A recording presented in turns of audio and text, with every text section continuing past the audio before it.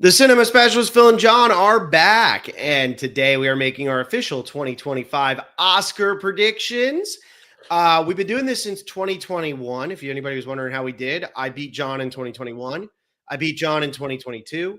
I beat John in 2023. And then last year, John and I tied. And that was because he picked Lily Gladstone. And if he would have just picked Emma Stone, like I told him was going to happen, he would have finally beaten me. I remember we were going into it at the end of the night, and I was like, oh my God, John, you're actually going to win. But you picked Lily Gladstone instead of Emma Stone, and that's why we tied. And therefore, you hold no superiority over me, John. None. I know. You know what? I made progress, and that's all that really matters. I know you did cut the gap. I mean, John, before this, it was like in 2021, I got 8 wrong. You got 12 wrong. 2022, it was 7 and 9. So not that bad. 2023, 7 and 12. John couldn't pick his nose that year. Last year, we both only got 6 wrong. Yeah, we were really good last year. We were on top of our game last year. I feel like last year was a little very predictable year, though.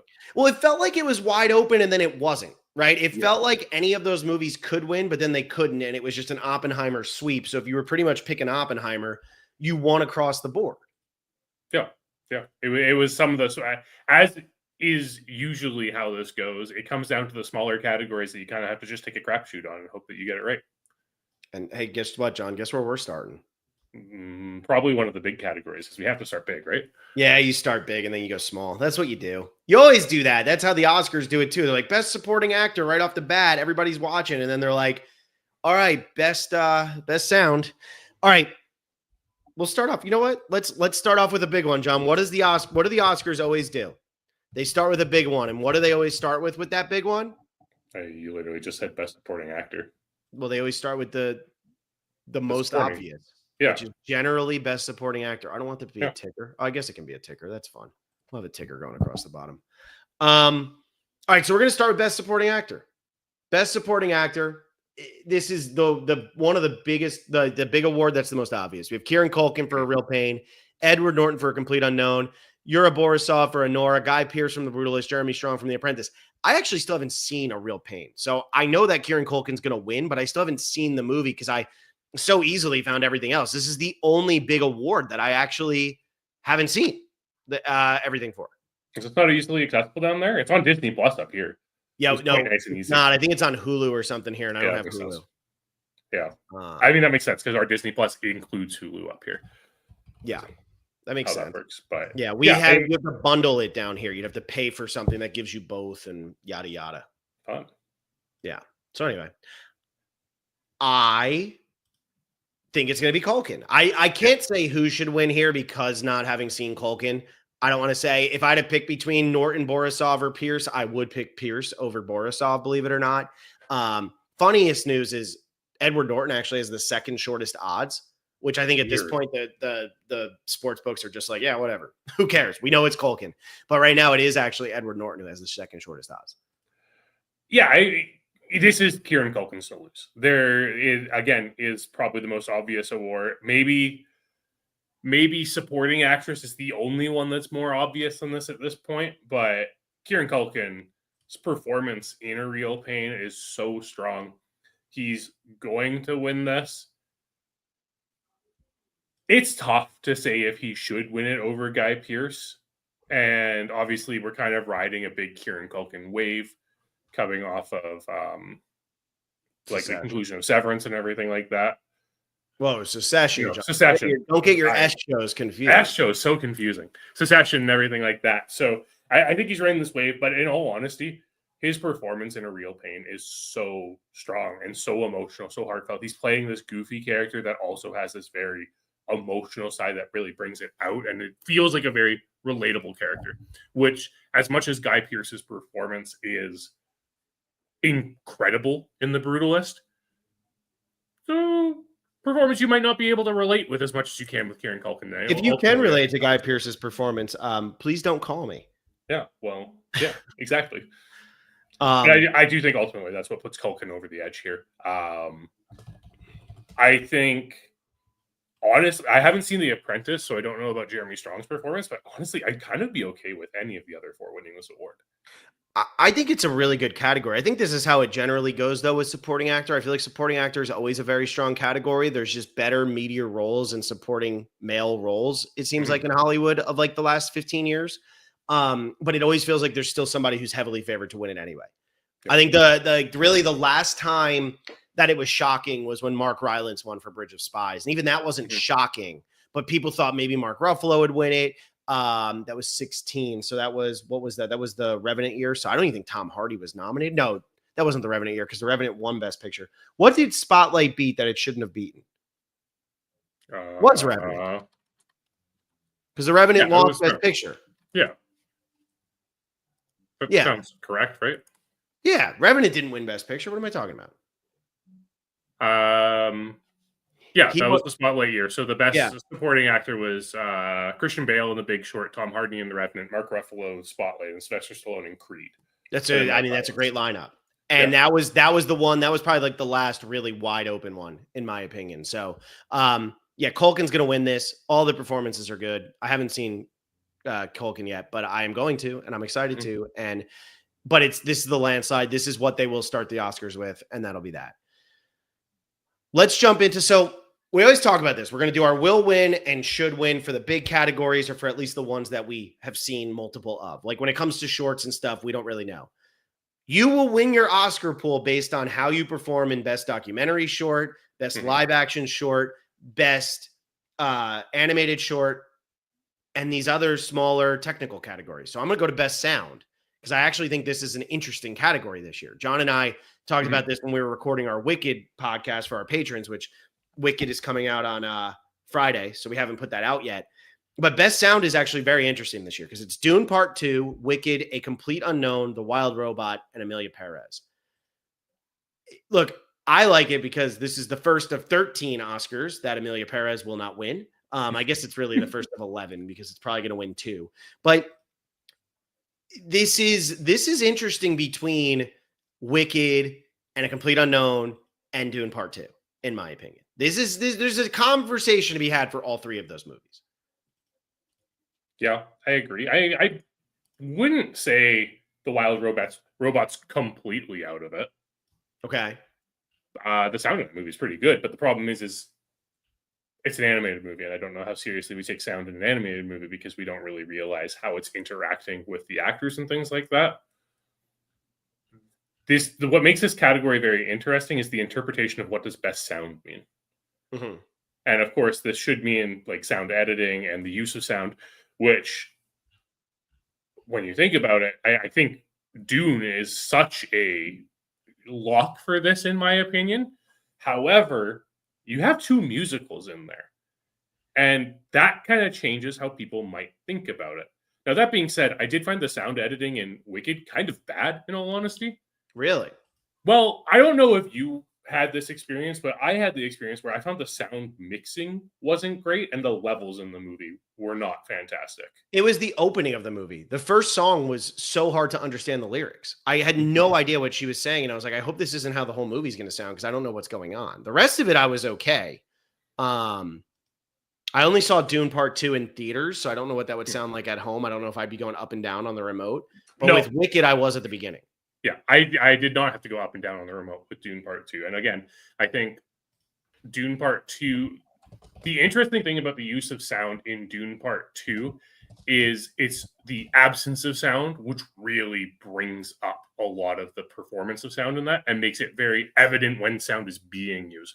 When you have that opening sequence where the Harkonnens are like jumping up onto the spire, and it's in complete silence, it is a breathtaking moment that should be considered for sound because it's that lack of sound and the decision not to have sound for it that makes it so much more impressive.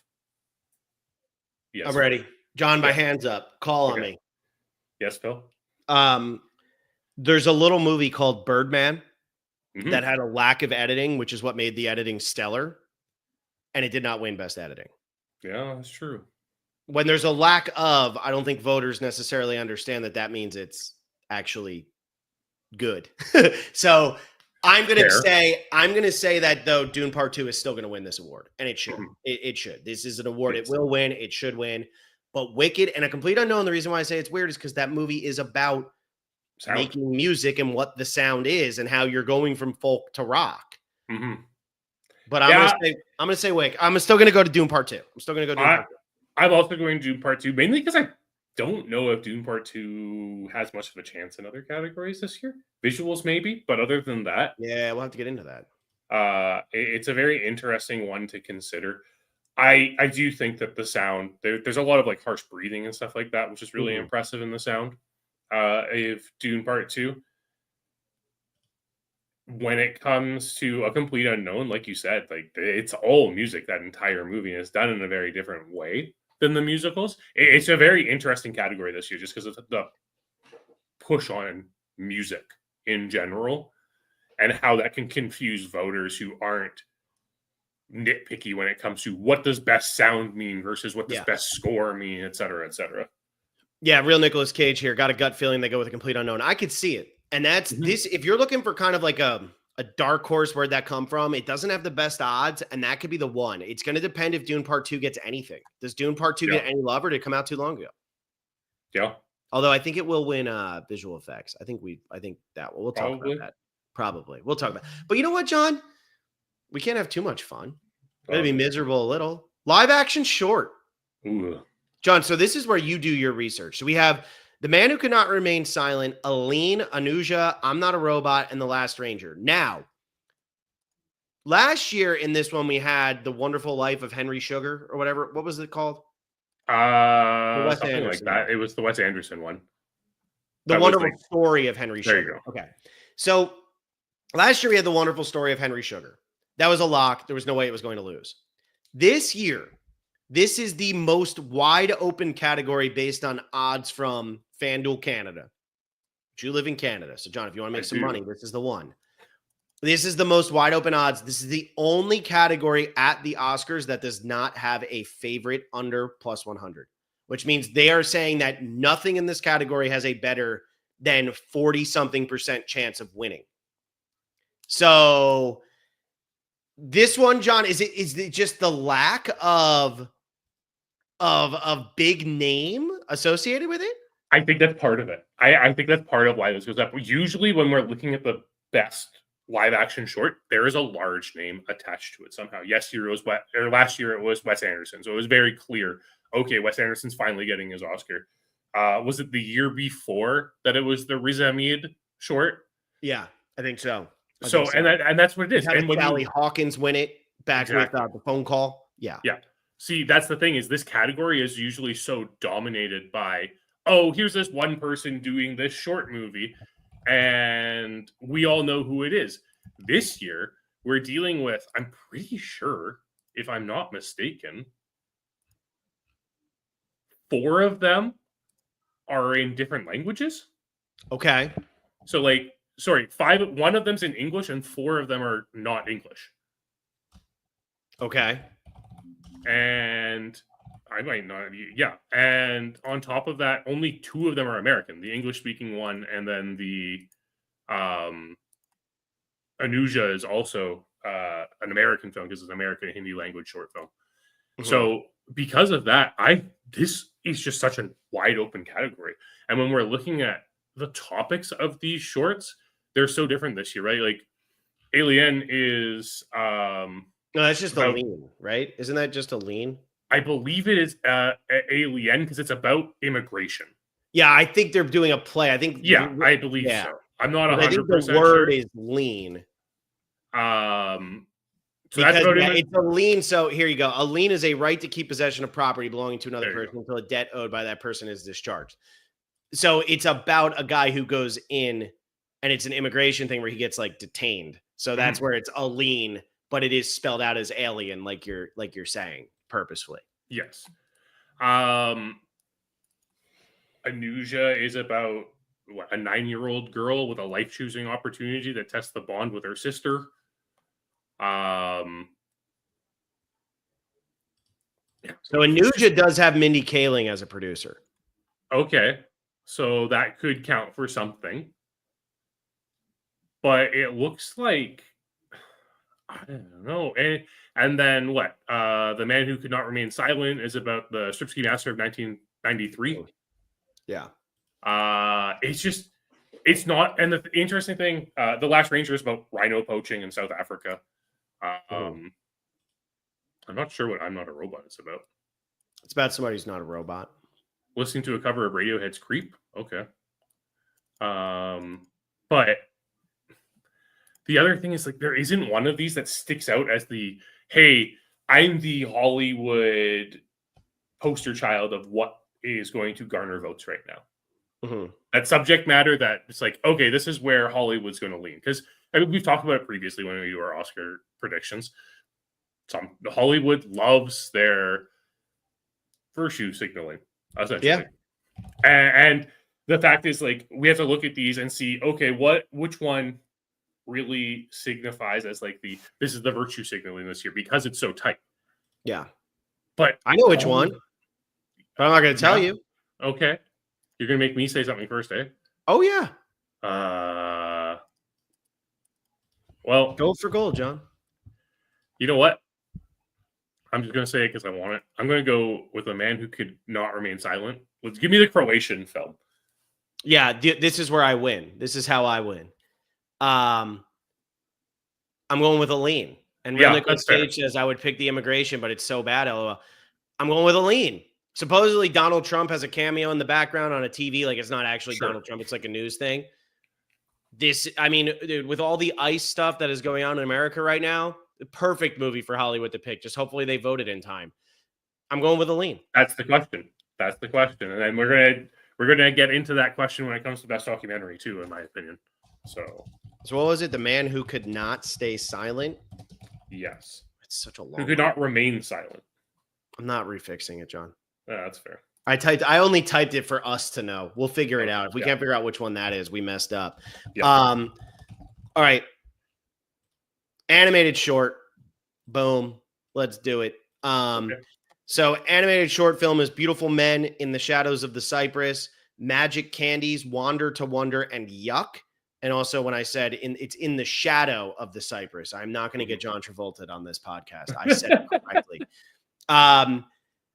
So this one, it seems like we have a little bit of a favorite. Yes, it seems that way. It seems like Wander to Wonder is the one that's yes. Yeah. Okay. Because that won the Annie, and the Annie is essentially the Oscar for animated films. Yeah, and it won the BAFTA for Best Short as well. Okay. But the BAFTAs, you can't really take them seriously. Yeah, it's not even so much that you can't take them seriously. It's just that the U.S. doesn't care. Yeah, pretty much. That's what it comes down to. Like, the voters here aren't influenced by the BAFTA. Yeah. I don't know.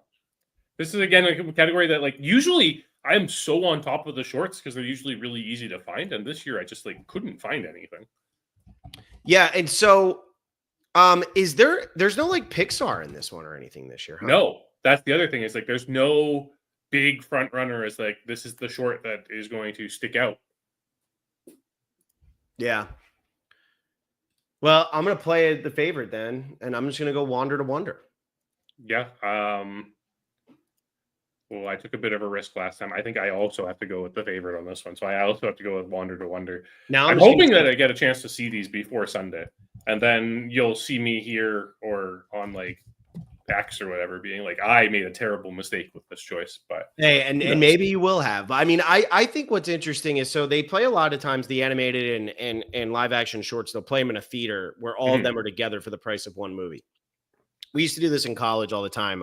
The Cosford Cinema at Miami used to play the shorts every year, and we didn't have to pay for it because we were students, but it was awesome. I mean, it was so good. And I kept up with them for a while. And I always talk about Curfews, like one of my all-time favorite stories. I think it's just a great, well-made movie for a short film. They turned it into a movie like Before I Disappear, Before I Go, or something like that. It wasn't very good. But the short was great. Sean Christensen did a great job with it. And I just wish that, I wish that they were more easily accessible still. By the time they put them out, they're out for like 2 weeks around, and you have to go to like some crazy art house, which in Florida we don't have. And it's tough. So, we're shooting at the wind here, man. I have no idea. And just to get the fun out of the way, let's just do documentary short now. Because these are the ones where this is where you're going to win it or lose it. The other ones are more fun, but this is where you win or lose. Yeah, it sure is. Documentary short at least has a little bit more to go on based on like what's being talked about and what's being discussed in them usually. Okay. Well, here's the movies: Death by Numbers, I Am Ready, Warden, I Am Ready, Warden, Incident, Instruments of a Beating Heart, and The Only Girl in the Orchestra. So, John, tell me about these. Well, again, I couldn't find them, so I haven't gotten around to watching them. But if we're looking at them, Death by Numbers is about a school shooting. I thought that was an incident. Oh, no, that's a police shooting as incident. Wait. Incident is the killing of Harris Snoop Augustus by Chicago police. Okay. So, yeah, Death by Numbers is a school shooting survivor confronting her assailant. Okay. Only Girl in the Orchestra is, about a girl in an orchestra. That's double shocking. bassist. First female musician for the New York Philharmonic in 1966. Okay. That's not going to win over the other subjects, even if it's the best. Hired by Leonard Bernstein. So, like, it's a little bit of relevance in recent memory when it comes to... the problem is people just didn't like Maestro, so I don't think that's going to be like, oh, Leonard Bernstein, that's great. I feel like people are going to be like, ugh, Bradley Cooper already got too much credit for a movie that I personally thought was great. Instruments of a Beating Heart is about first graders in Japan learning music. Okay. And I Am Ready, Warren recounts the final days before the execution of a death row inmate. All right. This one, I'm just going to go with Incident.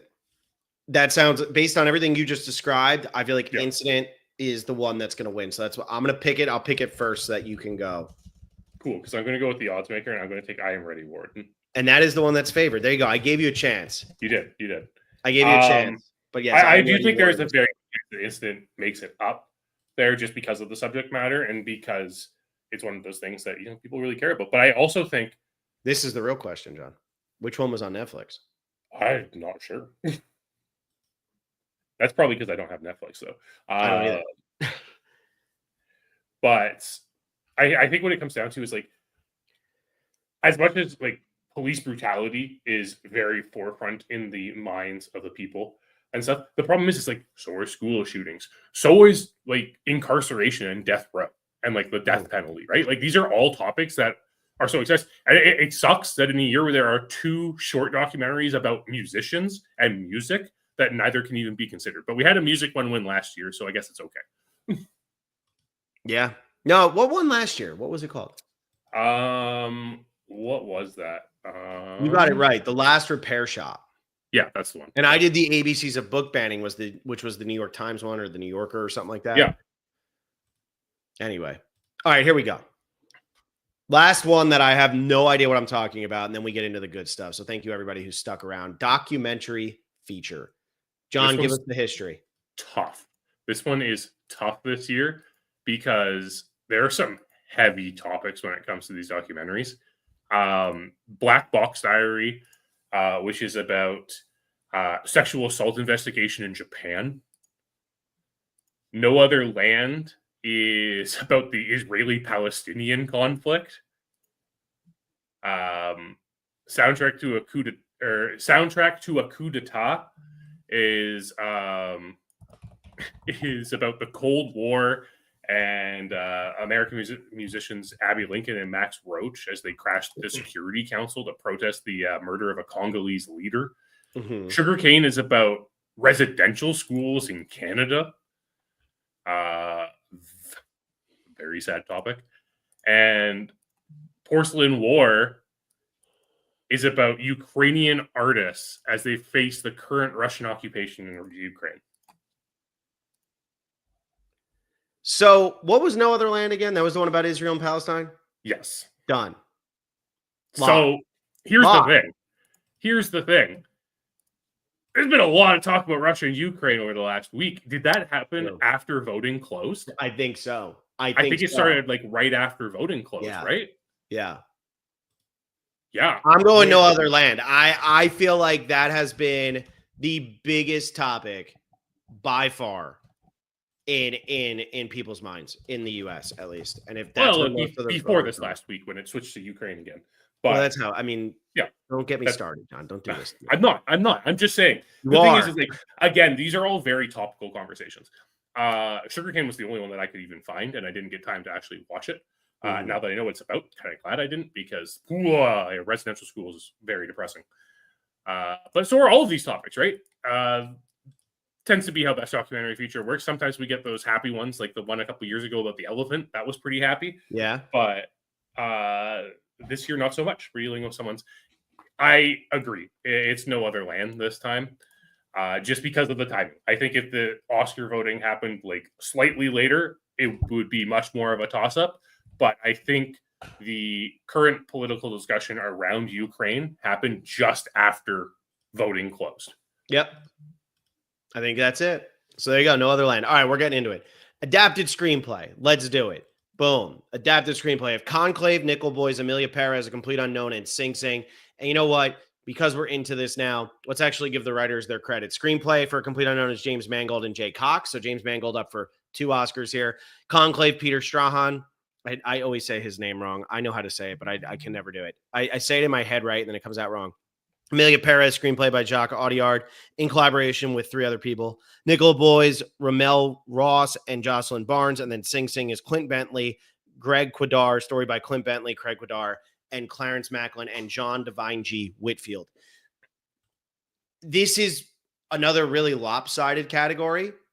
And I don't think it would be super lopsided if it wasn't a very weak category this year. I think it's a very, very, very weak category. Sing Sing, the story is more interesting than the actual screenplay.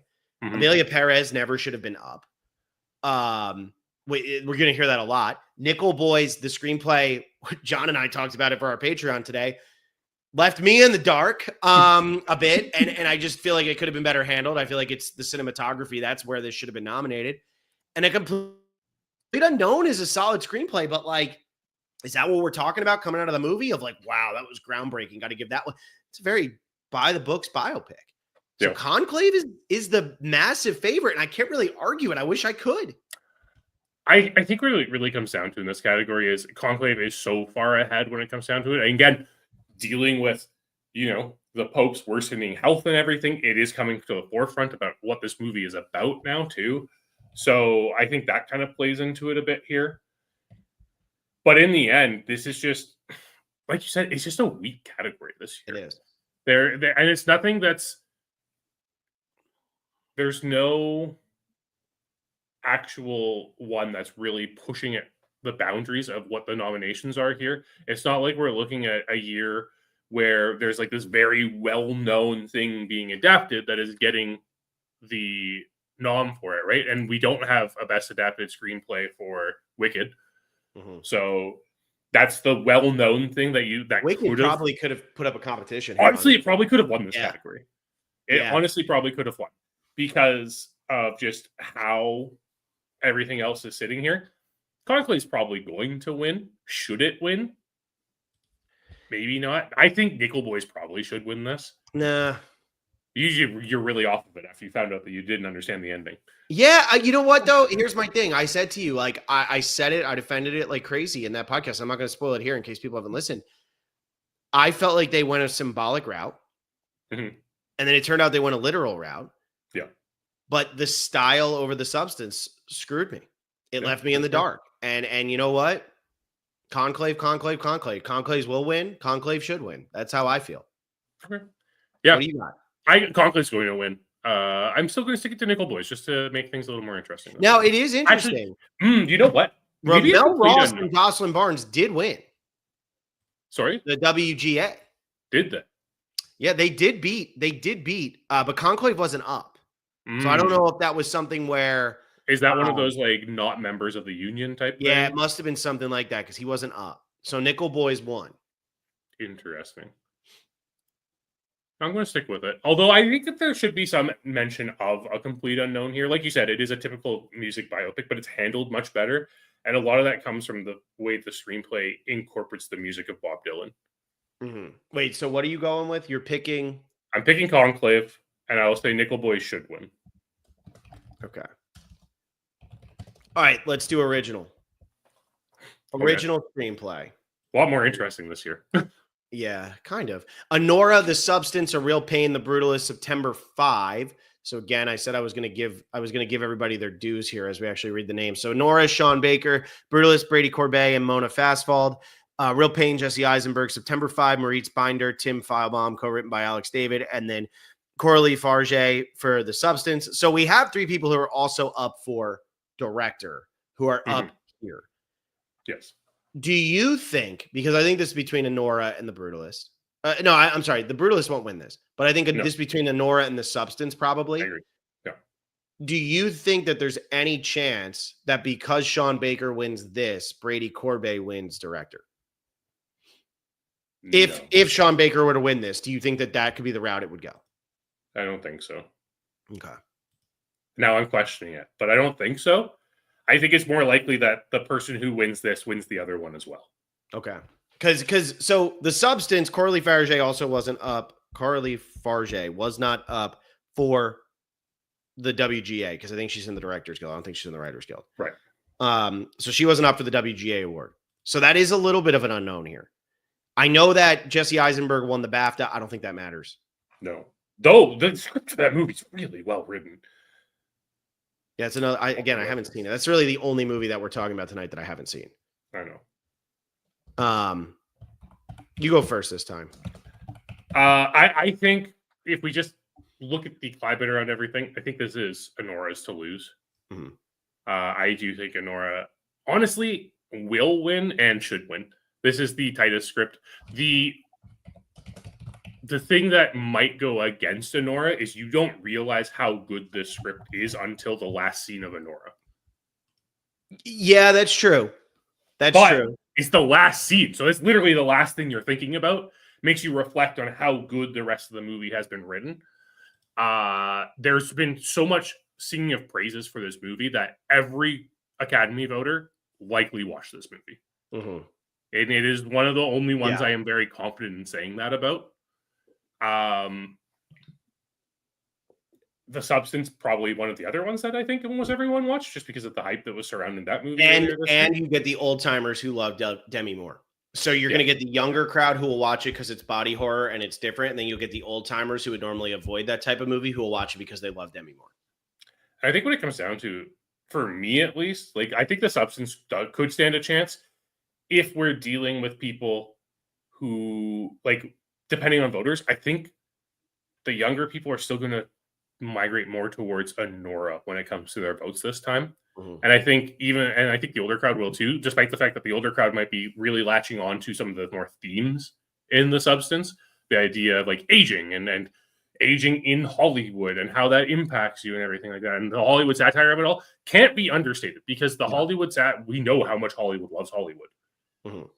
But in the end, I think this is Anora's, and it honestly should be. Like, shout out both to The Substance and A Real Pain. I think those are phenomenal scripts.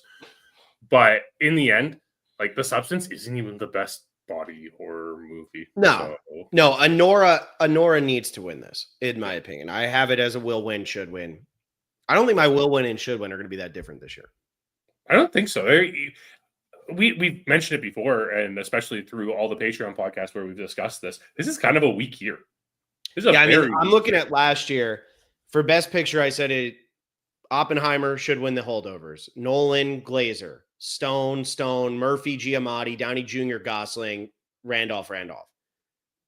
Anatomy of a Fall, The Holdovers. Like, yeah, I mean, it was a lot of saying, no, I think this other thing should win. And you were the same way for the most part. Yeah. Whereas this year, I mean, you and I both agree. I have one more than you, but you have 2 4-star movies out of the Best Picture noms, and I only have 3. And that's because I'm a little higher on The Substance than you are. And even then, I feel like The Substance is like The Substance and I'm Still There are really, or I'm Still Here are 2, 3 for me. And then it's a pretty big drop before we get down to 4. Yeah. All right. Next one. Let's jump over to costume design. So this is Wicked, Conclave, Nosferatu, Complete Unknown, and Gladiator 2. This is one area where I think the will win is different from the should win. Yeah. Because I think Wicked wins this hands down, no questions asked. This is done, lock it up. But I think that Nosferatu was more inspired. It's just my opinion. This is such an interesting category because costume design seems to be so driven by these like period costumes all the time. Hollywood loves voting for period costumes. They love historically accurate costumes and what it means, which does give Nosferatu a bit of an edge here, you would think. But the costuming is so over the top when it comes to Wicked, and because it's a stage, it's a musical. It is a stage musical. And if anything, those costumes are over the top. That's what they're supposed to be.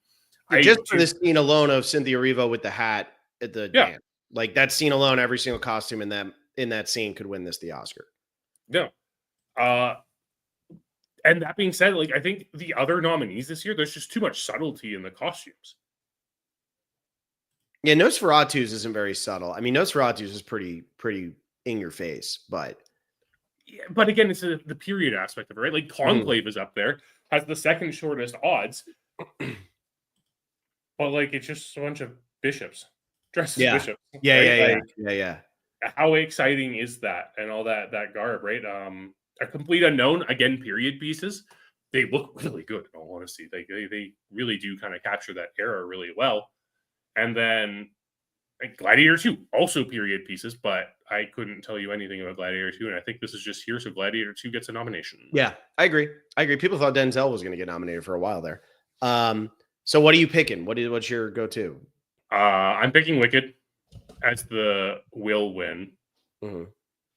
Honestly, I think I'm going to go Conclave, though, just to change it up a little bit. You just love that? Okay. There you go. Conclave should win. It looks pretty accurate from what I know about that. Yeah, there you go. That's what's important. Oh, that's because they just borrowed the uniforms. Exactly. Production design. Wicked, The Brutalist, Nosferatu, Conclave, Dune Part 2. So this one, when you're talking production design, just for anybody who is confused on this is essentially like, is Shiz University going to lose? And the Emerald City? Will Shiz University and the Emerald City lose to any of the other 4 movies? That's what they're asking with production design. Yeah, because it is the physical sets and things that are in production design. So I'm going to make John decide if he thinks Shiz University will lose first. It's not. And I think the biggest thing here is it is the most standout out of all of these nominees this year. Does it have the best production design? Probably not. I don't think it should win best production design. I think if we're really looking at it, probably no. Oh, it's really hard to vote against The Brutalist on this one. Yeah, I think The Brutalist in any other year would be running away with this. I think that Wicked's just too popular. Yeah, I think it's too popular, and it's too... The big thing when it comes to Wicked and production design is that it's very cool. I think the Emerald City's supposed to be kind of ugly, though. No, this is giving Black Panther beating the favorite vibes, in my opinion. Because the Emerald City in the original movie, like in The Wizard of Oz, is so incredible looking. Yeah. It really does not look that good in this movie. That's, again, it's the third act of the movie where the CGI is just so over the top. That's when the movie lost me a little bit. Yeah, I mean, that's fair. But I think, the thing is the production design in Wicked is so much more colorful than all the other production designs. The other production designs are very muted. They're very dark. They're very heavy, right? The Brutalist is dealing with brutalism, which, yes, looks spectacular, the entire movie. But can everyone appreciate that?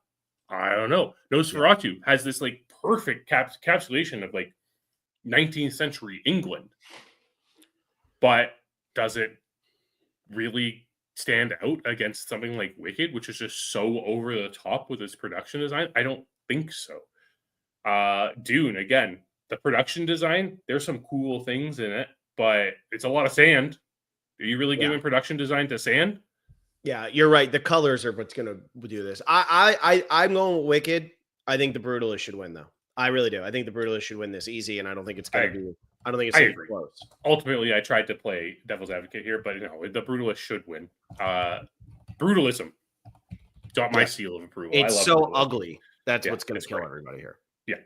Honestly, it's just such a jarring aesthetic for the North American eye that people just aren't going to appreciate exactly what it looks like, despite the fact that like the production design of the library scene in The Brutalist is magnificent. Oh yeah, for But sure. it's just getting overshadowed by the glam of Chiz. So far, we don't have The Brutalist winning anything. Now, granted, we haven't done a lot of what it's We haven't gone to the one that is obviously going to win, so it's like fine. this. Ooh, maybe. I don't know if it's obviously going to win. Oh man. Okay. Well, you haven't made any mistakes yet, so I'm waiting for you to make a mistake so I can do something here. Original score: The Brutalist, Conclave, The Wild Robot, Amelia Perez, and Wicked. So obviously there are a couple of things to like dissect when it comes to this category. First off, somehow Wicked gets a best original score nominee. I don't know how. I honestly have no idea how Wicked gets this nomination. It's based heavily on a stage musical, but they lengthened the movie long enough that it can have an original score. But Hans Zimmer uses too much of the Dune score for Dune Part 2 to get an original score nomination. Also, even if it's original, it's an adaptation of whatever was in the play. Exactly. So, and this is the category that probably has the biggest snub of the entire year. yeah, without challengers. Trent Reznor and Atticus Ross's Challengers score being nominated. Probably one of the biggest surprises. I don't know if I could remember the Wild Robot score enough to tell you. And Amelia Perez is just, this is another category that movie stands no chance of winning whatsoever. This is you're right. This is The Brutalist. Like, it, rightfully so. There's a 15-minute intermission in this movie that doesn't need to be there, and you just get to sit there with the score, and it is one of the most beautifully haunting things that I have seen in cinema in a long time. And it's an FU in your face score, which I think works for a kind of movie like this that's really long and stuff. So it's honestly so beautiful. It's so well constructed, and it sits with you and it haunts you to the fact that like I can recollect it now, several weeks after seeing the movie. Yeah. All right, let's jump over to best song. I know. Let's talk. So for best song, we have El Ma from Amelia Perez. That's the one that what's her name sings? Zoe Saldana. We have Mi Camino. The benefit dinner one. Yeah, Mi Camino from Amelia Perez, which is the one that Selena Gomez sings. We have The Journey, which is from the 6888, which I have no idea what that is, but Diane Warren. That's Diane Warren's, so they have to be there. Not Never Too Late from Elton John, Never Too Late. So that's Elton John. They love Elton John here. And Like a Bird from Sing Sing. Do Oscar voters truly hate Amelia Perez enough for El Mal not to win this award? I don't think so. It's what it comes down to, who goes out of their way to listen to Best Original Song? Yeah, but just give it to Diane Warren. This is the year to give it to Diane Warren. I know. I feel the exact same way. Song's not even that good. But just give it to Diane Warren so it doesn't go to Amelia Perez, but it is going to go to Amelia Perez. Which one? It's going to go to El Ma. It's going to go to El Ma? I think so. And only because it's Zoe Saldana's song. You know what, John? Even if I'm giving you the win, I refuse. Okay. I refuse. El Ma is going to win. It's going to. What am I picking? I'm picking The Journey from 6888. Let's do it. Diane Warren. Let's go. This is your year, girl. Get up there and sing and dance and do whatever. I'm over Amelia Perez. I'm not going to. I'm not won an Oscar before? She never won. She's lost 15. Oh my God. Yeah, she's lost 15 all in the same category. Someone put the misery out for Diane Warren. I'm telling you, this is the year to do it. This is the year to reward Diane Warren and say, screw this movie. Look, John, you probably just beat me, but I'm okay with it. If this is how I lose because you support Amelia Perez, that's on you. You had to put that out there too, eh? Oh, that really hurts. Yeah. But you know what? I'll take a win. It's fine. Yeah, take your win. All right, let's move over to international feature. So this has 5 movies, but I think there's only 2. Yes. I'm Still Here, Amelia Perez, The Seed of the Sacred Fig, Flo, and The Girl with the Needle. This is between I'm Still Here and Amelia Perez. We know that because they're both up for Best Picture. if Flow or anything else had a chance, it would have been up in another category. It's not. Well, What are you Flow's in best going with? animated. Flow's up for best animated, but I mean, Yeah, that's but not it's enough. not up for Best Picture. No. And we've seen animated movies get nominated enough. So We have. This is actually a really tough one. I think this is a lot closer than people want it to be, which is saying something. Ultimately, I'm fairly certain it's I'm Still Here. is that your final answer? I think so. I'm going to stick with I'm Still Here because in the end, I'm Still Here I was should going to win make this one up category. here. I want to do I'm Still Here. It's going to win. Yeah, I think so. I think there's enough negative press around Amelia Perez that doesn't stand a chance, but it was looking really scary close for a long time. And there is still a chance Amelia Perez wins this. I think this is the third category. Like, I think it has Best Original Song and Supporting Actress is over. We'll do that one next. It's over. Yeah, cool. It's over. But this one is the only other category I think it stands a chance of winning. Yeah. But it does. It's not going to because it shouldn't. That movie is absolutely atrocious. Yeah. No, it's got to be. We're going I'm Still Here. Put that out into the universe, everybody. I'm still here. I'm still here. Let's go. It's going to win. I'm Still Here. Again, it's over. That was one of the Best Picture nominees that both you and I gave 4 stars to this year. Yeah. I'm Still Here. It's going to happen. That's the one award I'm Still Here is winning. Amelia Perez is done. Kick it to the curb. But we get into this stupid thing with this category again, where I hate the fact that this is a 5-film category where 3 of them don't even matter. Yeah. I'm so tired of it. Yeah, but it gets those movies. That's like Nickel Boys, though. It gets those movies enough notoriety that people will then go out of their way to maybe watch these. People who like it, you, John, you'll go out of your way to watch it. I will. And I think that's what's great about it. It has to bring awareness to 4 or to 5 of these movies. And then we can all agree that Amelia Perez is the 5th best, and I haven't even seen the other 3. Yes. All right, so I'm Still Here. We're both going with. I was hoping I'd make one up on you there. Supporting actress, I've already said it. So we have Monica Barbaro for A Complete Unknown, Ariana Grande for Wicked, Felicity Jones for The Brutalist, Isabella Rossellini for Conclave, Zoe Saldana for Amelia Perez. She just won the SAG. She's won everything. I just don't see at this point how Ariana Grande can beat Zoe Saldana. No, I don't think it's possible. This is a really weak category this year, though. Yeah, it is. It's the worst it's been in a while. Yeah, it's unfortunate because I think there are even some performances from this year that are overlooked when it comes to this. Mm-hmm. But in the end, Zoe Saldana is by far the best part of Amelia Perez. If you don't watch El Mal, because let me tell you, that is one of the worst dancing scenes I have ever seen in my entire life. Well, who should win, in your opinion? Honestly, I think it should go to Ariana Grande. Do you? See, I think I was a little underwhelmed by her. Look, she's unbelievably talented. She can sing her heart out. I get it. I just think that Felicity Jones's performance is better. I do. I think Felicity Jones from an acting perspective is better. I think Felicity Jones should win. But there was AI used on her Hungarian. Yeah, there's AI used on her. There's probably something used, auto-tune or something used on Ariana Grande's voice at some point. I don't care. I don't care. And you know what? I hope Zoe Saldana was AI. That's all I'm going to... For Zoe Saldana's own sake. Yeah, seriously. I know. What is this? Real Nicolas Cage, imagine asking Zoe Saldana in 10 years what she won an Oscar for, and she has to say Amelia Perez. I mean, that's what happened to Rami Malek, though. Rami Malek wins for Bohemian Rhapsody. Congratulations. And Rami Malek's not really getting much acting work, even though he's a talented guy, because a lot of people look at Bohemian Rhapsody's win as a joke. Mm-hmm. Yep. Sometimes it can be a curse to win for these things. It's okay. Zoe Saldana always has major blockbusters to fall back. Yeah, I mean, look, she doesn't need the Oscar. Let's be real. And again, Zoe Saldana, I am fine with her winning. I need people to understand that, because I don't think that there's anybody in this category who there is no oh my God, Carrie Condon. If Carrie Condon was in this category, that'd be different. But there is no Carrie Condon this year. So I'm fine with Zoe Saldana winning. Like, she's good in the movie. The movie just is horrible, in my opinion. So yeah. It just comes down to, like, this category is so weak. You could have thrown maybe 5 or 6 more actresses in here, and it just would have been nice to have to watch other movies. Yeah, I agree. And that's normally what used to happen, is supporting actress and actress used to be like movies that weren't Best Picture noms, and then you would branch out and be like, why the hell wasn't this nominated? But yeah.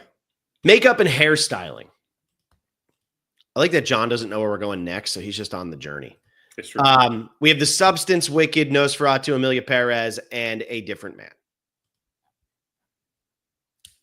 Well, I'm assuming you want me to talk about it first. Well, you've gone first every time. I can go first this time. Okay. The Substance is going to win. Yeah. Yeah. I don't really have to like say much. It's just The Substance is going to win. And based on how Demi Moore looks in this movie, and I've talked a lot about how Margaret Qualley too, she has a lot of, what do you call it? There's a lot of prosthetics used, not just on her face, on her body, things like that. Yeah, I think it should win. I think it is. I think it is. Ultimately, I do think it's better makeup and hairstyling than Nosferatu, although Nosferatu has some absolutely haunting images in that. I will say that this is one The Substance has heard. Yeah, I what it comes down to, this is body horror, and we're in a time where the Academy is willing to acknowledge body horror. So please do it, and it's well deserved. Like you said, even if we're not even looking at the transformation itself, which is absolutely part of this, it's absolutely spectacular. I still think the creature thing at the end is stupid, though. No, the creature thing at the end is fantastic. I think it's so stupid, but it looks so good. It's just so well done. And when we're looking at just like the sleazy Hollywood side of the makeuping or the makeup and hairstyle too, like even just like Dennis Quaid in this movie, it's done so well. All right. There we go. Next one, film editing. Wait, so you were saying yes to will win and should win, right? Yeah, absolutely. 100%. Okay, in locked no in. question. I guess I should have let you do that. I gotta like read just film in this. Best film editing: Anora, The Brutalist, Conclave, Emilia Perez, and Wicked. You're going first on this one because I'm taking. Oh, you gave me the hard one. Yeah, I'm taking whichever one you don't take. Billy Zane says Emilia Perez had the best makeup. No. Whoa, Billy, no. Billy, I thought you had taste. This is a tough one. Yeah, that's why I'm making you go first. I'm taking whatever one you don't take. This is where I make up the El Mal. Okay. The Brutalist, spectacular looking movie, and it is edited so well. There are times where it's edited and it just gives you the sense of emptiness that I feel is so necessary in that movie. When you look at Anora, the way that it is edited and it just captures this feeling of isolation that the titular character feels the entire time. Spectacular. Wow, I'm just realizing how depressing all of these movies are. Oh yeah, this is a brutal one. Emilia Perez. Wicked's not depressing. Sorry? Wicked's not depressing. No, Wicked's not. However, also not that impressive when it comes to editing. It's a movie musical. It looks like a movie musical. Emilia Perez looks worse than a movie musical. Not that movie musicals look bad, but it is a movie musical and looks terrible. And the editing, atrocious. My God, the amount of like lens flares and everything in that movie, ridiculous. Hated every aspect of the editing in that movie. That takes us to Conclave. And I think one of the strongest aspects of Conclave is the editing of that film. I think it is edited so sharply. It really adds to the tension in the film. And this idea of like what's going on. While the script itself wasn't enough to quite elevate that film, the editing, super strong. I am going with Conclave winning it. And honestly, it should. It should. Conclave is the one that should win. Okay, you can think that. That means that I'm going with Anora. Okay. And I'm going to take Anora, and I'm going to say Anora gets the win here because Anora is going to win Best Picture. Yep, and film editing tends to go to Best Picture. And I was between Conclave and Anora, so whichever one you didn't take, I was going to take. The Brutalist is just too long. They won't give it to it. I know they gave it to Return of the King, but that was a long time ago, and Return of the King cleaned up, so that's different. Yeah, and the Return of the King doesn't have a 15-minute intermission. It doesn't. Which the editing in that 15 intermission was just incredible. Spectacular. What a decision. So okay, that's where I make mine up on you.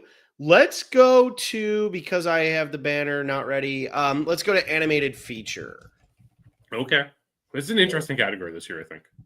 Well, because there's two movies that are up for other categories, right? With Flow and with The Wild Robot. So we have The Wild Robot, Flow, Wallace and Gromit, Vengeance Most Foul, Inside Out 2, A Memoir of a Snail. I think ultimately they will go with the English language film, and that will be The Wild Robot. It's on Peacock. It's easily accessible. I think that's what they're going to go with. I agree. This movie, The Wild Robot, also got a lot of hype when it came out. Billy Zane's going to just ruin our night. Billy Zane is just coming at us right now. If Billy Zane throws in there, Amelia Perez had the best animated feature.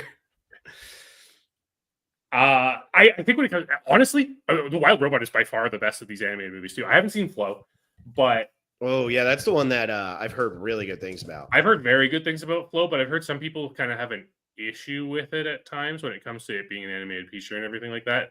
The fact that it's Latvian has literally nothing to do with it because there's no dialogue in that movie whatsoever, which again is one of the reasons why I don't think it's going to win. Even though that's one of the impressive things about animation, right? You can do that. Yeah. So. And from what I understand, Flow has just phenomenal aspects of like the sound use in Flow really captures the animals and they really express the animals very well. However, the Wild Robot was easily accessible here and you didn't have to go hunt it down like you did for Flow. Yeah. And I think that's the biggest difference. I mean, anybody can watch Wild Robot. Flow had to get sent to you in a screener. Not everybody in the Academy is getting that screener. Yeah.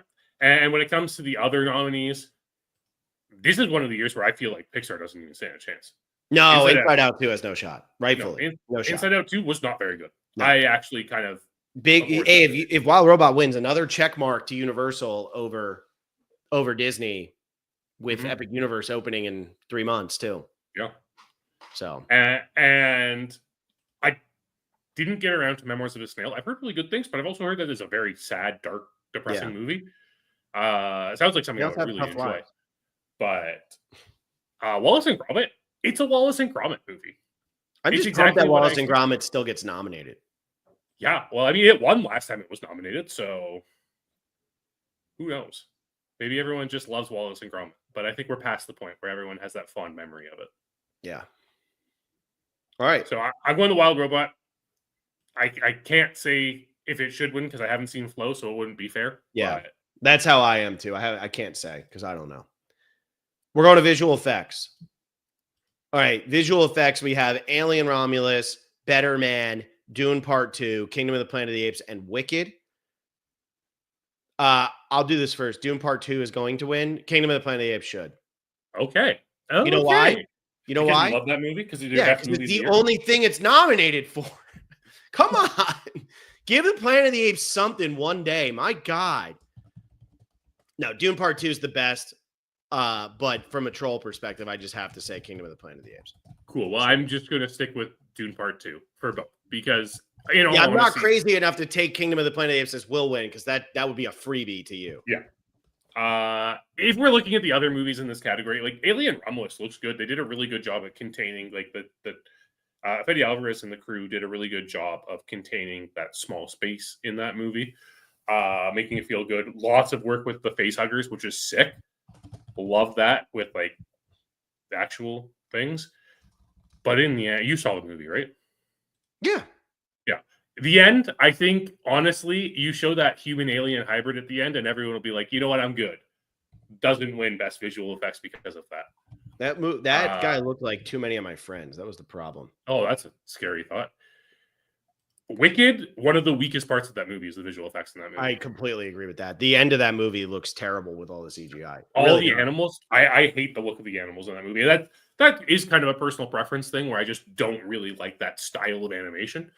But in the end, it's just not a category it's going to win. Better Man, you got a monkey being Robbie Williams through the entire movie. I guess that's visual effects. King of the Planet of the Apes does look good.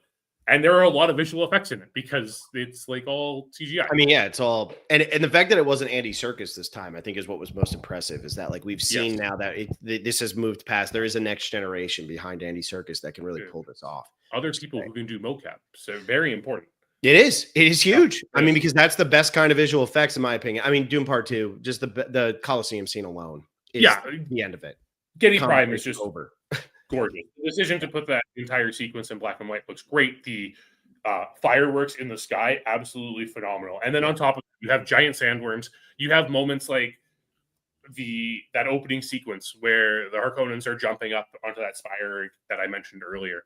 It looks phenomenal. The desert looks phenomenal. The saturation and the color of it all looks phenomenal. you know what? Denis Villeneuve gets snubbed for a couple of things here, but this is not one of them. Yeah, I agree. All right, let's go to cinematography before we hit the big four. So cinematography, we have Lowell Crawley for The Brutalist, Greg Fraser for Dune Part 2, Paul Gilhami, I don't know how to say that, Amelia Perez, Ed Lockman for Maria, and Jaron Bloschke for Nosferatu. I mean, I don't want to just keep saying the predictable thing, but I have a hard time seeing The Brutalist losing here. I do too. I really do. I really do. Like, how does it lose? It would only, the problem is Nosferatu's not up for Best Picture. Yeah. Dune Part 2, maybe, but we saw it in Dune Part 1. What won cinematography the year that Dune Part 1 won the Oscar? I'm sorry, that it was it. You know what I meant. I said that wrong. Dune Part 2 is what you're saying?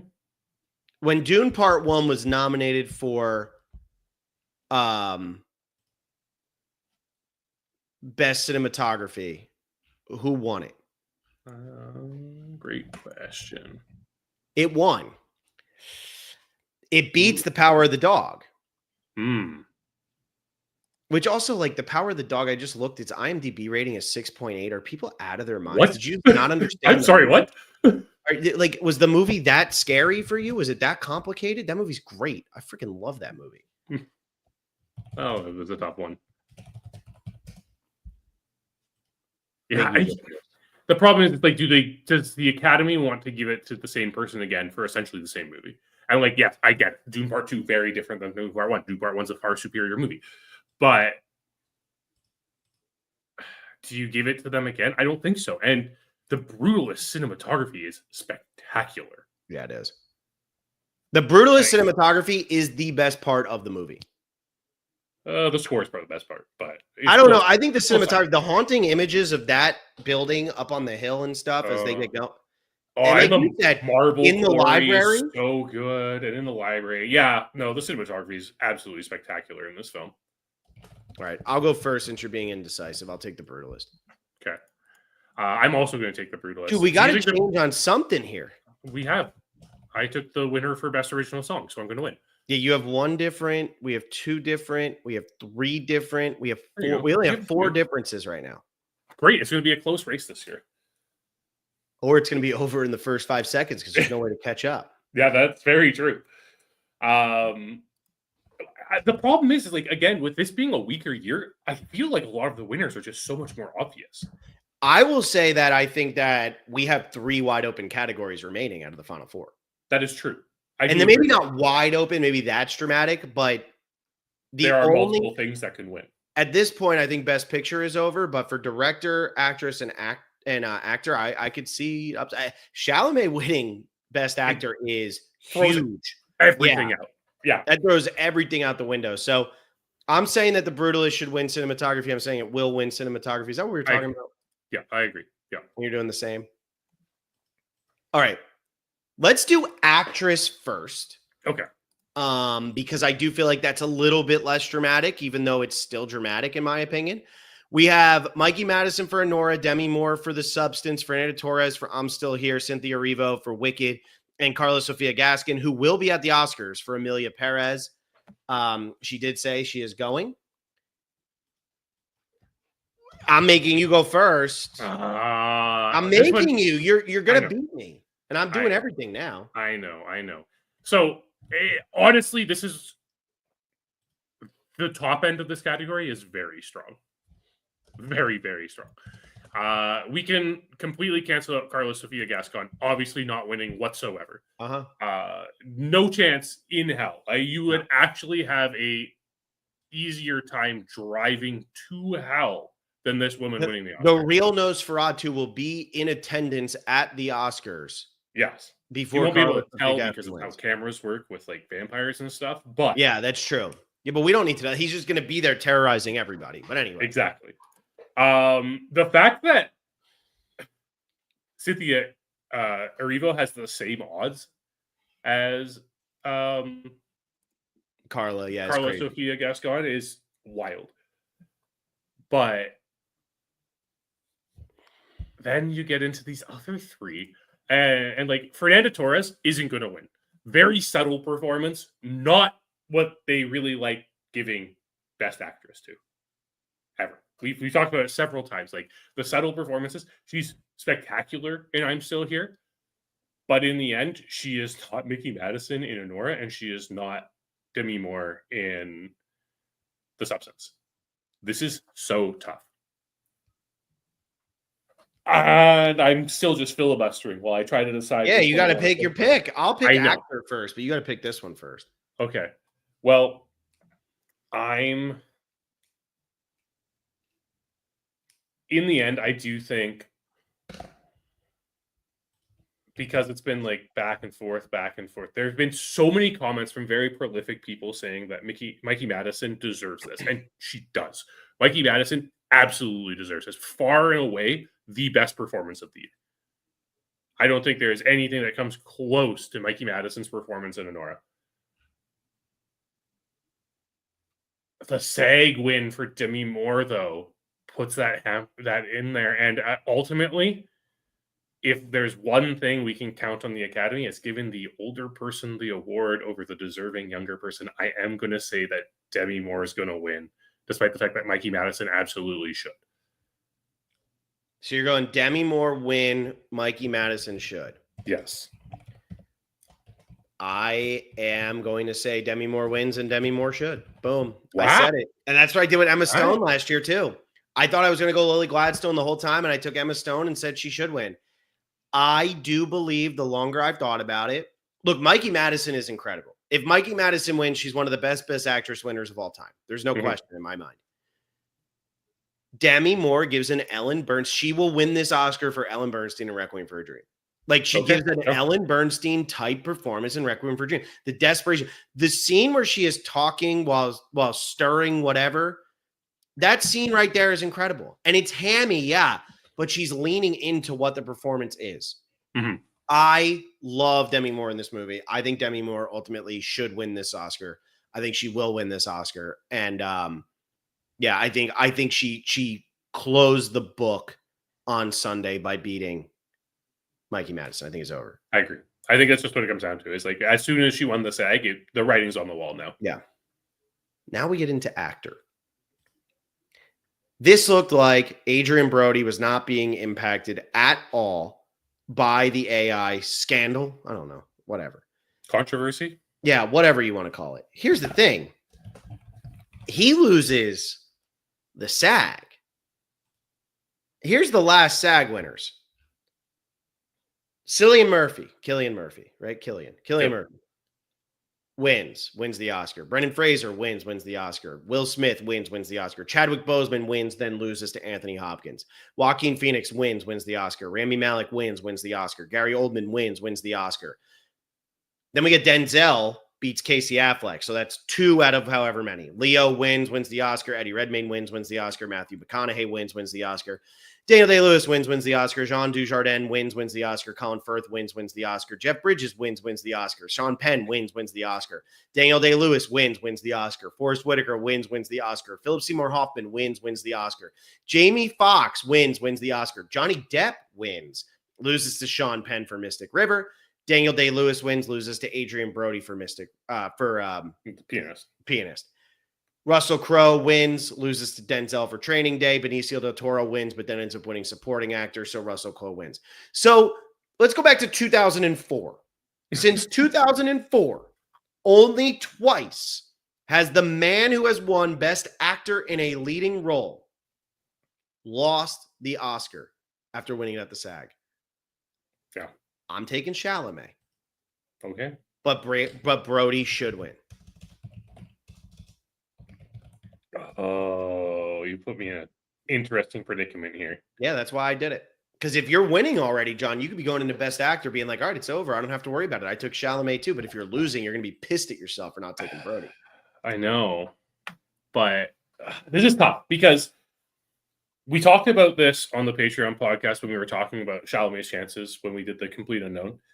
And I said, Chalamet gets this bump from just, being in 2 Best Picture nominations. But Is this a reflection of how the Academy feels about AI? Is the question. You're going to leave that up there until I make a choice? Oh, I'm going to leave it up there. Real Nicolas Oh. Cage's free win, John. Take the bait. It's Timothée Chalamet does a great performance as Bob Dylan. He does. Obviously, I think his performance in Dune Part 2 leaves a little bit to desired, and if I were voting, I would probably take him down a notch because of it. However, Adrian Brody's performance is all out and is so spectacular. I'm going to do it. I am taking this bait. I might regret it come Sunday, but I am taking Adrian Brody because Adrian Brody should win. All right, there you go. I'm hoping this is the third instance since 2004. Isn't that crazy, though? Since 2004, only twice it's happened. And once it was, obviously the situation with Chadwick Boseman was very unique because Chadwick Boseman had passed. And so that was known. And that definitely impacted, I think, why, there was a stronger push within the acting community. Mm-hmm. But then when it was opened up to the entire Academy, Anthony Hopkins ends up pulling it out. I mean, Anthony Hopkins also gave one of the greatest performances of all personally, time. I think it's the best one ever. Yeah. But then the only other one was Casey Affleck beating Denzel. And at that time, there was a lot of situation going on with Casey Affleck where people weren't really happy with him because he had that sexual assault scandal or whatever it was going on at the time. That was Manchester? That was Manchester. So he loses to so those are the things. Here's one where maybe I'm reading too much into the scandal extra story and I should just be like the SAG went a different way. Mm-hmm. But I don't know at this point. I think it makes more sense for actors to be more concerned about the AI than anyone else in the industry. That's true. That is a fact. Although I will say, everybody should be worried, but yes, absolutely. This is definitely a very serious thing. But Brody's performance, and this is my biggest complaint about The Brutalist. Brody's performance is so good. There was absolutely no need to use AI for the 3 Hungarians who are going to notice that his accent isn't correct. I just won. All right, let's go to director. It's Sean Baker, Jacques Audiard, Brady Corbet, Corley Farge, and James Mangold. I'll do this one first, too. Sean Baker's going to win. He should win. Done. Yeah, absolutely. No, there's no question in this category. I think there was some time where I think Jacques Audiard was actually considered, and that's a scary thought because the direction in that movie is absolutely atrocious in Emilia Perez. Brady Corbet could have won this category if it wasn't for the AI. This is where the AI really bites this movie. Yeah, I could see that. All right, so that was a quick conversation there. Let's do our final category so I can go eat dinner. Best Picture. We have Anora, Conclave, The Brutalist, The Complete Unknown, Emilia Perez, Wicked, Nickel Boys, Dune Part 2, The Substance, I'm Still Here. Conclave gets the big win at the SAG, which has actually bumped it ahead of The Brutalist in the odds. So Anora has pretty much won everything. It would be the first movie since Brokeback Mountain, or the only movie other than Brokeback Mountain, to win the PGA, WGA, and what was the other one? DGA, WGA, and PGA. And PGA, sorry. It'd be the only one to win all three of those and lose Best Picture. The only other one was Brokeback Mountain when Crash beat it. But Conclave has now jumped up. And The Brutalist, which has fallen off a little, Conclave is now in that mix. Is Conclave innocuous enough that it wins? Is it that movie? We've been saying it this entire Oscar season. Conclave is an innocuous movie. And the way, just a reminder for everyone who's listening, the way that Oscar votes work is, damn it, Billy Zane, stop it. The way that it works is a ranked ballot system. So because of that, it's not a question of who gets the most ones who wins. It's who gets the highest aggregate score. So if a movie is going to get a bunch of ones, but also a bunch of tens, that's going to bump it down, which means a movie that gets a bunch of 2s, 3s, and 4s has a higher chance of winning than something that gets the most ones if it's divisive enough, right? So something like The Substance, which is a great movie, will probably get a bunch of ones from people, but be just on the nature of being a horror movie, will also receive a bunch of tens from people. So,